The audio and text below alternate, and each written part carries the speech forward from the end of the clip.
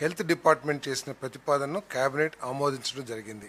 ఈ ప్రపోజల్స్ ద్వారా రాష్ట్రంలో దాదాపు 5 కోట్ల మందికి పైబడి వైద్య సేవలు అందించబడతాయి. 2 లక్షల నుంచి 2.5 లక్షల నుంచి 25 లక్షల వరకు కూడా విలువైన వైద్య సేవలు అందించబడతాయి. దాంట్లో ఏంటంటే 2.5 lakhs విలువైన వైద్య సేవల్ని ఇన్సూరెన్స్ కంపెనీ అందిస్తుంది.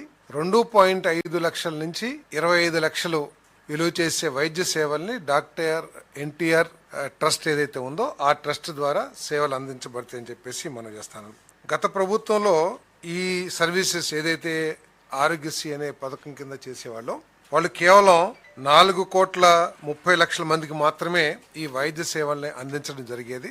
అప్పుడు నాకు తెలిసి సబ్జెక్టివ్ కరెక్షన్ కేవలం 5 లక్షలు మాత్రమే వైద్య సేవలు విలువైన వైద్య సేవలను అందించేవాళ్ళు అనుకుంటాను. బట్ ఇప్పుడు 25 లక్షల వైద్య సేవలు అందించడం, అది కూడా రాష్ట్రంలో ప్రతి ఒక్కరికి కూడా only EHS employment housing scheme ఎవరైతే పొందుతున్నారో వాళ్ళకి తప్ప మిగతా వాళ్ళందరికీ కూడా రాష్ట్రంలో ప్రజలందరికీ కూడా ఈ వైద్య సేవలు అందించబడితే మనం చేస్తాను.